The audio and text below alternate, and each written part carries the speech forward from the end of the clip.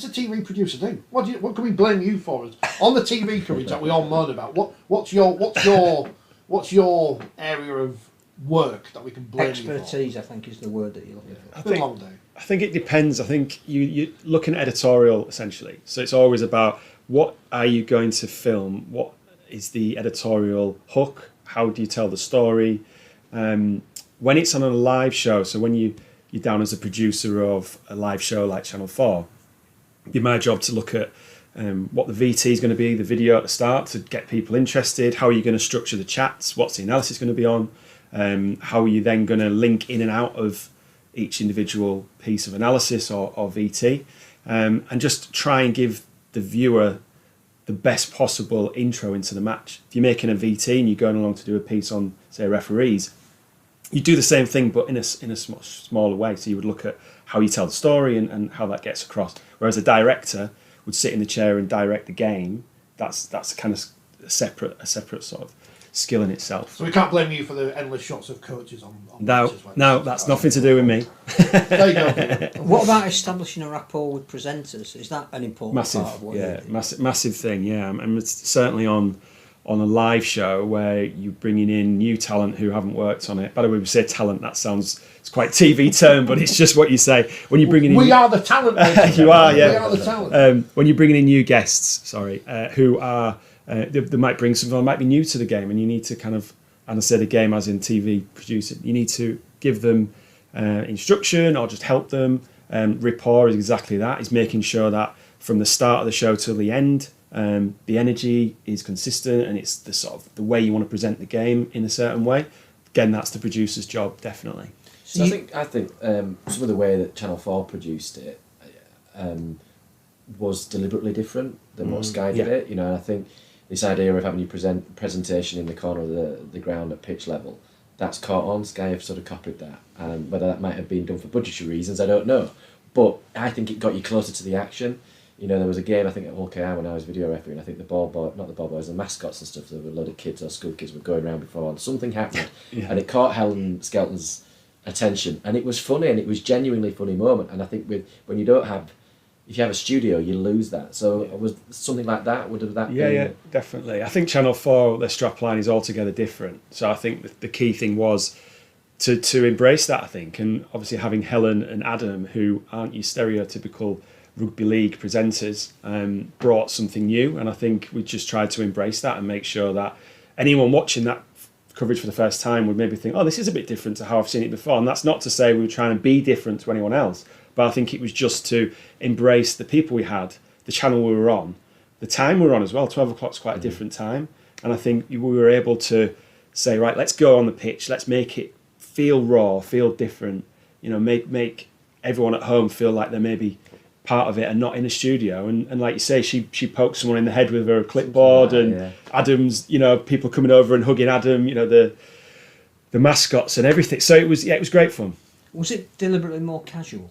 I think, well, I think that's normally the one thing that we thought was, not that Sky or the BBC is particularly stuffy, but it's pretty conventional. This is what John said. It's conventional. On the course, it's more structured. But that was casual. Which of course there is a structure to it. It's not like this. You do have an idea of what you're supposed to do. Walk upstairs. And go. But what I would say on that, as an observer from somebody in the OB truck, that you used auto cue for the presenters, which I have not seen before. Now, they might do that on the BBC, and I've not noticed. It's Adam, because of how he does his shows on the last leg, like to use auto cue, which is, like you say, is an unusual. It's actually it makes it harder because you've got to be more rigid with your times. But it works for him, and it allows him to really nail the jokes in and out, and it lets us structure together as a producer. We would structure how we were going to tell a joke, or he would come. So I would write the running order. He would write the jokes because I'm not funny, and then he would then we'd then go with it. But like you said, talking about being casual, I think when you stood up anyway on the side of the pitch, it is casual, isn't it? Because you stood there and you're reacting, you're looking around, you're not sat down. When you sat down, you are more kind of like set within your chair. So we were able to sort of react to what was going on and use Helen out and about walking around as well, which was great because we would get to interview people in the crowd or people and tell the story of rugby league. So because we only had 10 games as well, it was almost we could structure each game and focus each match on maybe one certain issue, which helped. But 10 wasn't enough because No. you didn't have continuity Yeah, we needed from one more, to yeah. the next, Yeah. and there was a big gap in the middle of the season where Yeah. it must have been almost like starting again. It was difficult because you're picking the ball up, you know, from a fresh, and people, you know, you haven't got the consistency of week to week. But it made it more special, I think. When we turned up on OBs, everyone just couldn't wait to see each other, and it was a really good. Yeah, it's a shame it hasn't come back. Or it hasn't been confirmed yet, but Well, it hasn't yet to come back. Are you going to break an exclusive about you're talking about it in a past tense as though it's finished? Well, you never know. I mean, sport's very cyclical, isn't it? Everything comes round again. So I haven't written it off that it'll never come back, but it was great. 2 years, you know, two of the best I've ever had working. So Free to air is ridiculously important for this sport. Well, for all sport now. Yeah. So whether it goes to Channel 4 again or whether it's the BBC, which is heavily rumoured this time, yeah, that's probably more important to the sport than even getting money out of Sky. yeah. Because of the eyeballs that you can I think get. so. I mean, Sky are incredibly important because of the money they provide, and there is no rugby league without Sky Sports. I think the game does need to be on terrestrial television in some way because that's where you see the most eyeballs. That's where the game is a window to the communities which we don't reach. You know, rugby league has to fight harder than any other sport to get the recognition that it deserves, and I think like terrestrial television allows that, and people will watch it and go, "Wow, this is incredible." So yeah, fingers crossed. Fingers crossed the BBC deal goes through and more people get to watch the sport. I guess the thing about the BBC deal is you're responsible for narrative. Yeah, If they've got the Challenge Cup, hopefully the World Club Challenge like Channel 4 had last year, leads into Super League games, maybe 10, 12 of those, which virtually means they can have one a month. They've then got, you know, Wembley, they've got highlights of the grand final, and they've got internationals at the end. We can tell a much better story. yeah, yeah. That's what we need. Yeah, I think if you're a viewer and you pick it up, I think 750,000 watched the first game on Channel 4, which is an amazing number for Channel 4 and sport in general, but rugby league. It just wasn't on enough for people to stick with it, you know. And on that day, I think Man United were playing. There was horse racing as well, which was incredible that rugby league had done that. But I think we just didn't quite have enough games. I mean, the BBC has everything around it. It has the radio, it has the website, so it can help promote outside of just the game itself. It felt like it needed to be on every second week to me, at least. Yeah. At least the alternate. It helps for numbers, definitely. Was there ever any reason there wasn't a highlight show on Channel 4? Because you had this bizarre thing where you're showing live games and then the BBC have got a highlight show at midnight on a Sunday after repeats. In the North End. Yeah, I think it was an existing deal for the Super League show, and I think the Rugby League deal on Channel 4 came very late. I think it was November or December time, so I think that's why that was. But I've set enough people today, so I'm not going to read Paul's message out in full. But did Channel 4 get lucky in the fact that all the talent you had on screen seemed to be universally loved? You didn't seem to have anyone who people disliked on screen. Oh, come on, Sam Tompkins. Apart from Sam Tompkins. Couldn't say him later. Joe. Apart from him. No, I think that helps not being on every week. I think sometimes people can become quite bored with certain voices, and then sometimes you don't know what you've got until it's gone as well. And I think, but I do think, and I'm biased, but I think the guys we had on were fantastic, and I think we really sort of managed to get them gelling together as a team. Adam's a fantastic person to work with. Helen's amazing as well, you know, and I think all of the people we had on, it just seemed to click. Sometimes you find that in life, things click, and it was a great time. Because the other thing that Channel 4 did, which Sky don't and the BBC don't, is that on commentary, it was Mark Wilson and generally Kyle Amell. No third, fourth, fifth, sixth, seventh voices. Was that a conscious decision? I think, we spoke about it at the start to have just two people, old school. I mean, it wasn't a conscious decision to do anything differently. I think it was just that felt like the right thing to do at the time. And I think Kyle and Mark were brilliant together, fantastic chemistry. I think both of them, but Kyle definitely go on to have a fantastic career doing that now. Commentating yesterday. Commentating, on exactly. his own. Yeah, he'll try anything. Even golf now, I've heard. So. How's it going to work covering every game, do you think? If you were put in charge of, I think it's a Glaswegian company that are doing a lot of the footage outside of the Sky's two main games. Yeah. If you had to sit in front of Super League and say, right, there's 6 games every round, how are you going to produce it? Is it about time slots? Is it about making each game different? Yeah, I think it's a Is it complicated. a red zone. Yeah, I think it's complicated with when the games kick off. Certain clubs want to click off on certain days, and I think it's probably baby steps to get to what you might be alluding to there is never having a game concurrently with any others, which I think would make more commercial sense. But it's whether the clubs can do that within the confines of their own club's expectations. You know, Castleford play on a Friday night, Wigan play on a Friday night mostly. You know, Hull now play at weekends, so it's going to be a difficult one to get all the clubs to agree to something. I think it'd be great if they all played at different time slots and you could show the games live. It'll be very interesting this year to see whether every game live cannibalises any of the live, roll-up people buying tickets. Hopefully the attendances don't drop, but I don't think they will. I don't think they will. I think if you can get more out there about the sport, you'll get more people wanting to be part of it. Yeah. It's why it's so important that the World Cup Challenge is sold out. Yeah. Because I think people will now see the most vibrant atmosphere for the first big event of the season, and they'll go, I like that.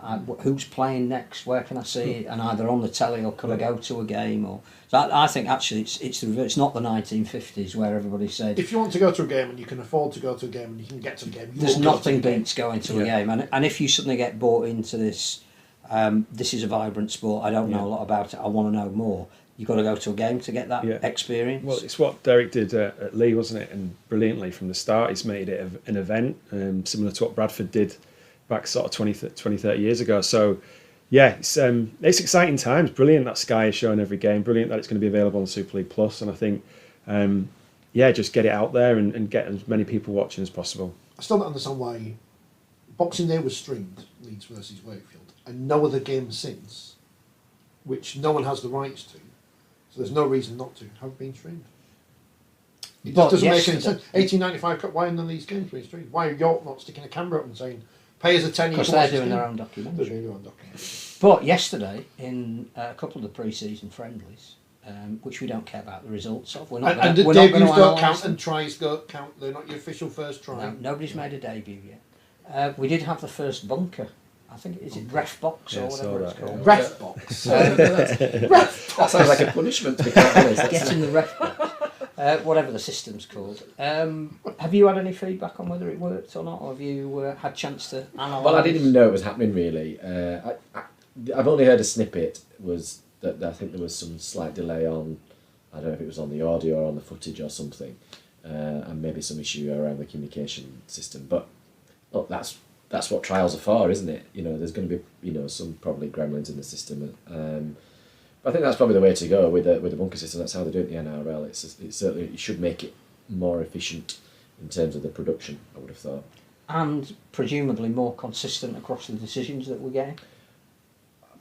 I think you'd like to think so. That could aid it. If you're in the same scenario week in, week out, as opposed to sometimes being at the top of the stand in the back of a truck or under the stand or in somebody's garden shed or something, wherever it happens to be. And as a video referee, presumably, I don't know whether it will or won't, but hopefully they don't have to travel to France to video referee. No, I think it's all going into Wilmsley. Yeah. The part of the issue with one of the games, obviously Leeds and Hull KR yesterday, which I was at, it wasn't just checking tries. There were other issues that were referred to the video ref. That delayed the game. It stopped the flow a little bit. Was that foul play? Or I saw some comments from Rowan Smith, but without obviously seeing anything of the game, it's difficult to understand. I think it's just the game went on probably 8 minutes longer than it should have done, and that was partly down to there were I think 3 tries that were referred. There were a couple of no tries, all absolutely right. Shame was you couldn't see it in the ground, and I don't know whether that's going to change. When when it goes live, but there were other incidents that were asked to be checked. Should we do that? I mean, we know all the fun with VAR at the moment. Well, I don't think there's been a fundamental change to the on-field policy. I've not seen the 2024 on-field policy, so I don't know the answer to that. But I'm not, in terms of the press releases that have gone out around laws and interpretations, yes, they've changed laws and interpretations, but foul play was always a big factor for video referees. It was usually try, no try situations. The very occasional, the ball's gone into touch, can you just double check who it's come off or whatever? And there you would usually very quick checks or a restart check. Has the ball gone dead off this player or that player? And you'd have 2 checks only. But foul play was a big part of it. So I don't know, without having seen the game, was it a case the game was stopped anyway, we've got a dead body as it were, and we're going to check how this has occurred? I'm guessing that maybe it, but if there were delays in the bunker, then that's probably contributed to it. Yeah, and I think the issue was if the crowd can't see what's going on, that leads to a level of frustration. Yeah, and that's been one of the things with the VAR system, hasn't it? That I can't believe in this day and age, with all the football grounds that we've got, and the money that football's got as a sport, that they haven't got that in the ground. I think in some ways it probably aids the safety of the match officials that they haven't got the replays. But I would imagine from a spectator point of view, particularly as we've become accustomed to seeing the replays, to then suddenly not see it, you're going to get frustrated. Were there any late running games on Channel 4 you had to be off the air pretty much as soon as the hooter went? Yeah, there was it was at the Queen's funeral. I think it might have been the day of the Queen's funeral. We had to be off air very quickly. We had an issue with the game that went to extra time, the Salford-Warrington game last year, when Pete Andrews, head of sport, was in there with us, and we were ringing up saying, because we had a strict off-air time, and you're just sitting there going like, trying to work things out and just thinking, because you can't leave a game before it's finished. But if you've got to leave because something has happened, but we got out in the end. I think what they say to you is you can either have half an hour, so you've got to fill for half an hour, which is a long time in television time, or you've got to get off, and luckily we got off very quickly. But it's good otherwise fun. Colombo gets to Funny enough, filling half an hour on radio, let alone half an hour on television. Can I just ask that? You said you're from Hull, so are you a black and white, or a red and white? Are we allowed to ask that? Well, I've got to say, when I'm working, I put it to one side, obviously, professionally. But we have no favourites here, obviously. No, I'm from the black and white side. Okay. Yeah. So what's the radiator going to be called? Because that is the only thing that people are talking. Never mind, there's a new season starting. It's got to be called Rads, hasn't it? Yeah, but apparently he sent a Has he? rude remark back to James Clarkson. Don't you dare. I don't know. Yeah, it's up in the air, isn't it? It's up there with the Wigan football mascot, isn't it? The Pie Man, isn't it? And there's a football. Is it Bolt? There's a football club that has a. Party have got the massive device. sun, Yeah, which is brilliant. It's a hot topic anyway, that's all. Well, they went on Talk Sport. They had James Clark on there inviting listeners to suggest, and they came up with Paul Heaton, which is funny. Like but he's from Sheffield. Yeah. And aren't they hulking out Yeah. the House Martins? Not that the House Martins. But I like it. That was good. We need to do what we need to do to win podcast awards is do an in-depth, because it's all about true crime, isn't it? Is what happened to Rita the Rhino And the kids. and the kids. Yeah. Where were they, Ronnie? Well, here you are, your next I forget where the documentary. cameras moved. Next documentary. Behind the scenes at the when Headingley Stadium was knocked down, were bones Is discovered. it under the cricket pitch? Yeah. It's Colin Graves now.